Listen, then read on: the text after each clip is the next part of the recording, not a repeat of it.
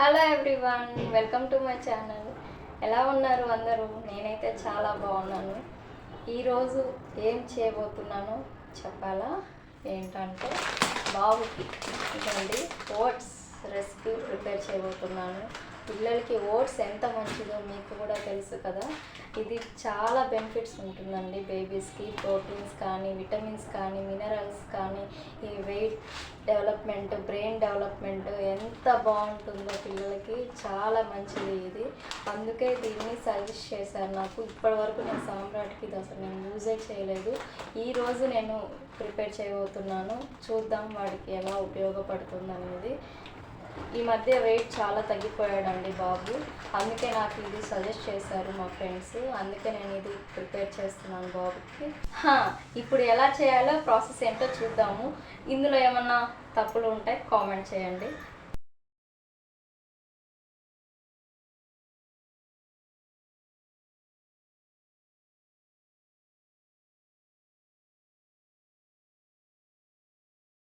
ఇదిగోండి 1 cup oats తీసుకున్నానండి. అది ఇప్పుడు ఫ్రై చేసుకున్నాము, డీప్ ఫ్రై చేసుకోవాలి.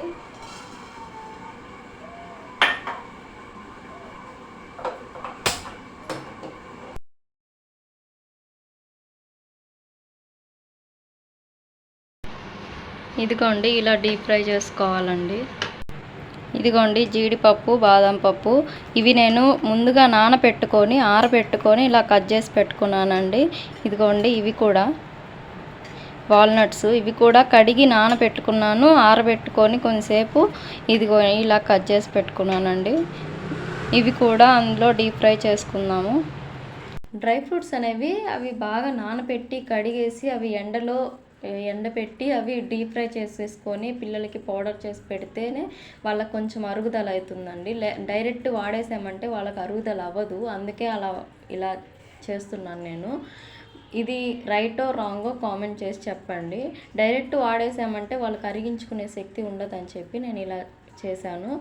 ఇదిగోండి ఇప్పుడు అయితే ఓట్స్ బాగా డీప్ ఫ్రై అయిపోయాయండి. ఇప్పుడు దీన్ని పక్కకు తీసి పెట్టుకుందాము. ఇప్పుడు డ్రై ఫ్రూట్స్ బాగా అవి కూడా డీప్ ఫ్రై అయ్యేంత వరకు ఫ్రై చేసుకుందాము. ఇదిగోండి ఇప్పుడు డీప్ ఫ్రై అయిపోయాయి. ఇప్పుడు ఒక ప్లేట్లోకి తీసుకొని కొంచెం సేపు ఆరబెట్టుకుందాము.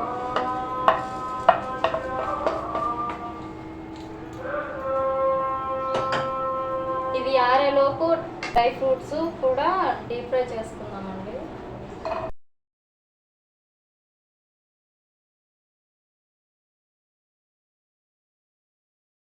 పిల్లలకి ఇష్టమైతే కొంచెం నెయ్యి కూడా యాడ్ చేసుకొని డీప్ ఫ్రై చేసుకోవచ్చు. మా వాడైతే నెయ్యి తింటాడు. కొంచెం నెయ్యి కూడా యాడ్ చేసుకున్నాం దీంట్లో. ఇదిగోండి 1/2 టేబుల్ స్పూన్ నెయ్యి యాడ్ చేస్తున్నాను. ఎక్కువ అవసరం లేదు. అదిగోండి లైట్గా వేసుకొని బాగా డీప్ ఫ్రై చేసుకుంటే చాలు. ఇదిగోండి ఈలోపు మా వాడు లేచేసాడు. హాయ్ చెప్పు. Hi hi. ఇప్పుడే లేచాడండి. ఇదిగోండి ఇవి కూడా డీప్ ఫ్రై అయిపోయాయి. ఇప్పుడు ఇవి కూడా ఒక ప్లేట్లోకి తీసుకున్నాము. ఇదిగోండి ఇప్పుడు ఓట్స్, డ్రై ఫ్రూట్స్ అయితే ప్రిపేర్ అయిపోయాయి.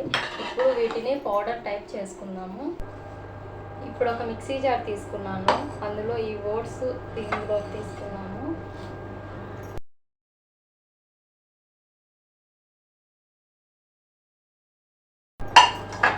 ఇప్పుడు ఇవి పౌడర్ టైప్ చేసుకున్నామండి.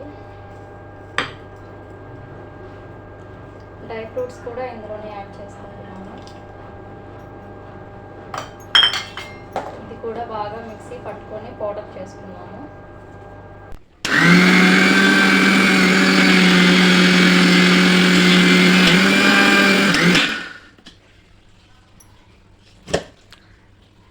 చూద్దాం ఇప్పుడు ఎలా అయిందో. చూడండి బాగా పౌడర్ టైప్ అయిపోయిందండి. చూడండి ఇప్పుడు దీన్ని ఒక బౌల్లోకి తీసుకుందాము. ఇదిగోండి ఈ బాటిల్కి అయితే వచ్చేసిందండి. దీన్ని నేను 2 వీక్స్ వరకు స్టోర్ చేసుకోవచ్చు. నేనైతే ఎక్కువ వాడను కదా, ఎందుకంటే ఇప్పుడే స్టార్టింగ్ కాబట్టి వాడికి ఓట్స్ వాడడం ఎలా డైజెస్ట్ అవుతుందో అవదో చూడాలి కదా. అందుకే నేను 2 వీక్స్ వరకే చేశాను. ఇప్పుడు ఎలా వాడాలో ఎలా చేయాలో చూద్దాము దీన్ని. ఇదిగోండి ఈ స్పూన్ తీసుకున్నాను. దీంతో 3 స్పూన్స్ వరకు నేను ఈ పౌడర్ని తీసుకుంటున్నాను.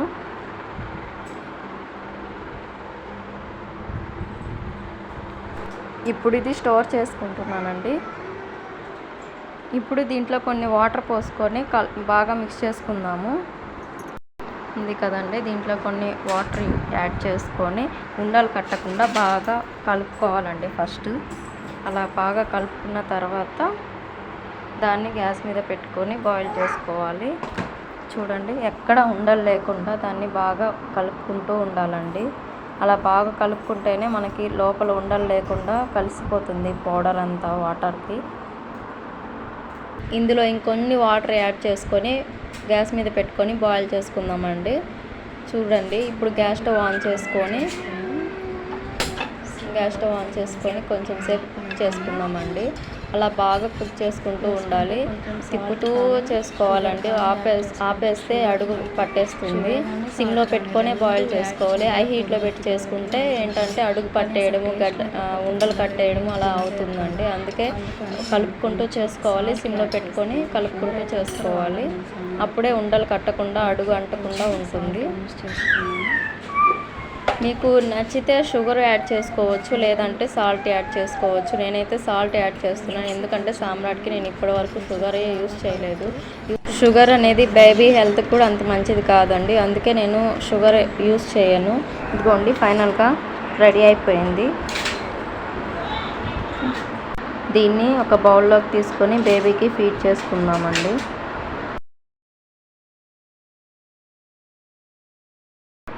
ఇదిగోండి, ఇలా ఒక బౌల్లోకి తీసుకున్నాక చూడండి ఎలా అయిందో.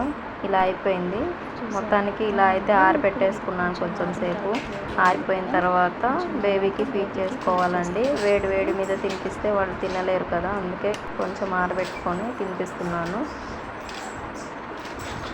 మా వాడైతే స్పూన్ నోట్లో పెట్టేసుకొని ఇంక వదలట్లేదు, పళ్ళతో పట్టేసుకుంటున్నాడు స్పూన్ని. ఇలా అయితే మా బేబీ ఫుడ్ ప్రిపేర్ చేసేసి తినిపించేశాను. Thanks for watching. Please like, share and subscribe.